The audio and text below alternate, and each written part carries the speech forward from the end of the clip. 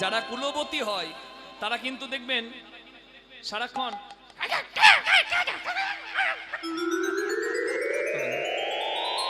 সব সময় কাই কাই কাই কাই কাই কাই করবে না, মানে যারা যারা ভালো বংশের নারী হয় না তারা এরকম করবে না।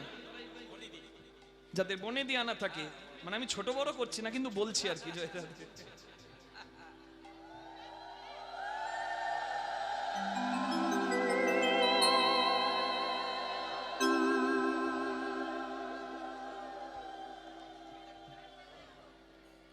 আর তাদের তাদের তো চলনটাও কেমন হয় জানেন?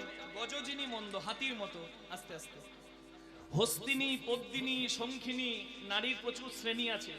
আগেকার দিনে মেয়ে দেখতে এলে বলতো কই মা একটু হেঁটে দেখাও তো, একটু চুল দেখাও তো। এখনকার দিনে তো নাই। আগে বলতো যার যত বড় চুল সে তত লক্ষ্মী, এখন বলে যার চুলে যত কাট সে তত স্মার্ট। আবার চুল কাটার জন্য কত রকমের বন্দোবস্ত, এসি লাগানো দোকান, কি বলে বিউটি পার্লার। কত কাট নেবে, নিউ কাট, বব কাট, মাঝে কাট, ধারে কাট।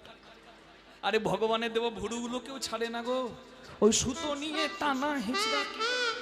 কি বলে জানো, কি বলে? এই ভুরু সার্জারি নয়, আরে হ্যাঁ ভ্রু প্লাগ। যাই হোক, হ্যাঁ যার যেমন ভালো লাগে সে তেমন সাজে। হ্যাঁ ছেলেরাও তো কম যায় না, কানের করছে। আগে চোর চুরি করে ধরা পড়লে মা গো মোচ অর্ধেকটা কেটে দিত, চুলগুলোকে যেখানে সেখানে কেটে দিত। এখন আবার যেখানে সেখানে কাট, সেটাই হচ্ছে স্মার্ট। ওরে সর্বনাশ, সবাই তো চোর। জয় রাধে, হরি বল।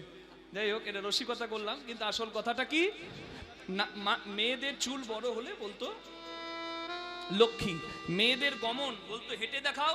মেয়ে যে হাঁটতো না, সেই হাঁটাতার মধ্যে মেয়েটা স্বভাব লুকিয়ে থাকতো জানেন। মানে যদি কেউ এইরকম করে হাঁটে,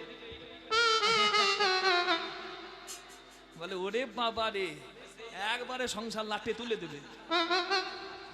কিন্তু যে নারী পদ্মিনী বা হস্তিনী হতো, শঙ্খিনী নয়। শঙ্খিনী মানে বুঝতে পারছেন? জয় রাধে। হ্যাঁ, মানে যে নারী হস্তিনী বা পদ্মিনী হতো, মানে হাতির মতো গজগামিনী, সেই নারীকে